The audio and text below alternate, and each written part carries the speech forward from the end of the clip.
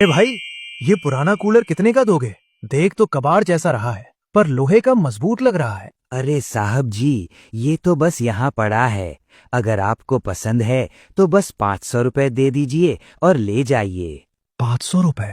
Ration तो ले ही लिया है, अभी भी काफी पैसे बचे हैं। इस तपती गर्मी में क्यों ना एक कूलर खरीद लो, राधा भी खुश हो जाएगी। ठीक है भाई, ये लो 500 रुपए।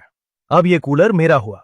राजू ने भारी मेहनत करके उस भारी लोहे के कूलर को अपने कंधों पर उठाया और पसीने में लथपथ होकर अपने घर की ओर चल दिया। उसे अंदाजा भी नहीं था कि वो घर कबाड़ नहीं, अपनी किस्मत लेकर जा रहा है।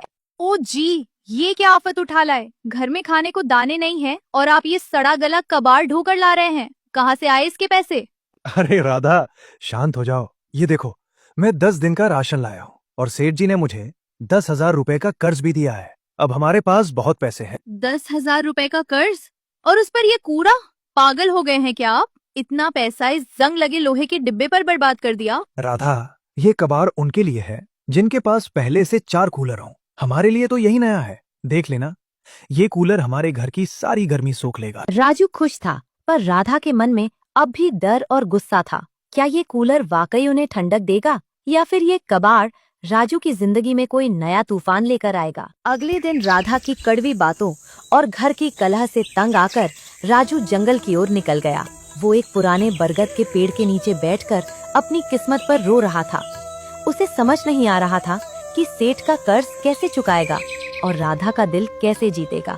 क्यों रो रहे हो बेटा? इस सुनसान जंगल में इतनी रात को अकेले क्यों बैठे हो? क्या दुख है तुम्हें? आप कौन है बाबा, और आपको कैसे पता कि मैं दुखी हूँ? शांत हो जाओ बेटा, मैं तुम्हारी तकलीफ देख पा रहा हूँ। तुमने हाल ही में सेठ धनराज से कर्ज लिया है ना? हाँ बाबा, पर आपको ये सब कैसे पता? क्या आप अंतर्यामी हैं? मुझे सब पता है राजू। तुमने उसी कर्ज के पैसों से कुछ राशन और एक पुराना कूलर खरीदा है। पर ध्यान से सुनो, वो जो कूलर तुम कबाड़ से घर लाए हो, वो कोई साधारण मशीन नहीं है। उस लोहे के ढांचे में एक जिन की आत्मा कैद है। जिन? हे भगवान! बाबा, मतलब भूत? मैं तो उसे घर ले आया हूँ, अब मेरी राधा का क्या होगा? डरो मत, वो एक नेक रूह है, पर असली खतरा वो कूलर नहीं, वो सेठ है। उसने धोखे से कोरे कागज पर तुम्हारा अंगूठा इसलिए लगवाया है ताकि 1 महीने बाद वो तुम्हारा घर हड़प सके। वो एक लालची इंसान है। क्या? तो बाबा, अब मैं क्या करूं? मैं तो बुरी तरह फंस गया हूं। मेरे पास इतना धन भी नहीं है कि 1 माह के भीतर कर्ज चुका पाऊं। बेटा, मैं सिर्फ राह दिखा सकता हूँ, करना तुम्हें ही है।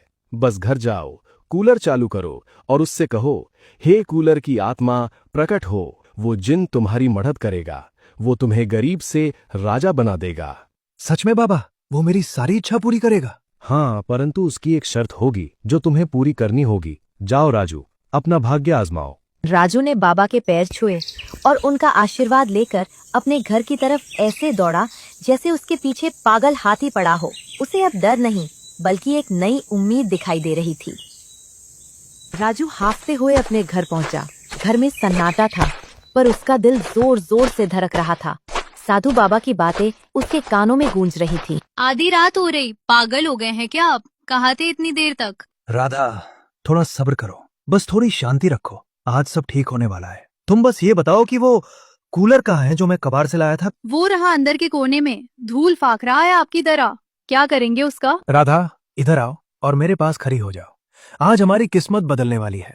बस तुम ये राज किसी को बताना मत। ओ कूलर वाली आत्मा, आप सुन रहे हैं ना?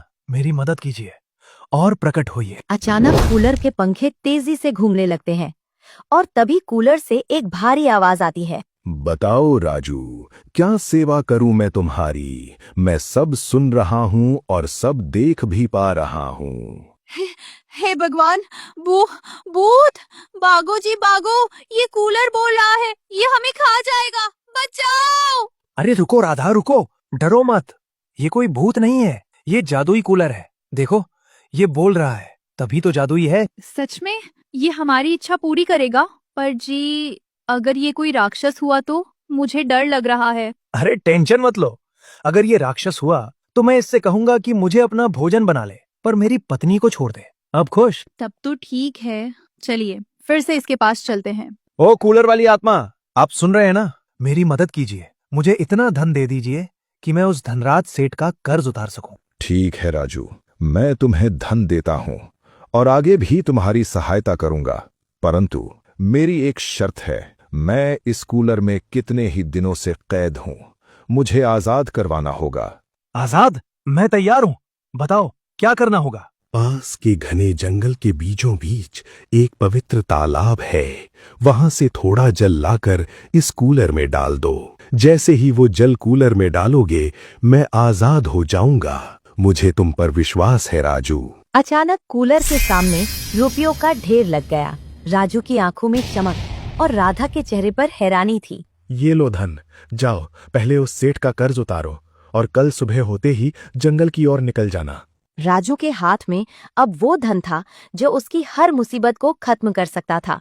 बिना देर किए राजू सीधे सेठ धनराज की दुकान पर पहुंचा। कल तक जो राजू राशन के लिए गिड़गिड़ा रहा था, आज उसके कदमों में गजब का आत्मविश्वास था। ये लो सेठ धनराज, तुम्हारे पूरे 10,000 रुपए, और ये ऊपर से इसका ब्याज भी। मेरा हिसाब चुकता करो। धन? अरे राजू भाई, इतना सारा धन तुम्हारे पास एक ही रात में कहां से आया? कहीं कोई चोरी डकैती तो नहीं की? वो सब छोड़ो सेठ, पहले मुझे मेरा अंगूठा लगाया हुआ वो कोरा कागज वापस दो। और हाँ, 1 महीने का राशन भी अब से मेरा कोई हिसाब बाकी नहीं रहना चाहिए। अरे गुस्सा क्यों होते हो राजू भाई? ये लो अपना कागज। बोलू, राजू भाई के लिए पूरे महीने का राशन पैक कर, और वो भी सबसे बढ़िया वाला। शुक्रिया सेठ। राजू राशन लेकर खुशी खुशी घर की ओर निकल गया, पर पीछे दुकान में सेठ के दिमाग में शैतानी साजिशें पकने लगी थी। क्यों रे बोलू, कुछ अजीब नहीं लग रहा? पहले वो बाबा आया और अब ये राजू। कल तक जो दाने दाने को मोहताज था, आज पूरे महीने का राशन एडवांस ले गया है। मालिक, मुझे भी कुछ समझ नहीं आ रहा। दाल में कुछ काला नहीं, बल्कि पूरी दाल ही काली लग रही है। कुछ तो गड़बड़ है भोलू, और उस गड़बड़ का पता मुझे लगाना ही होगा।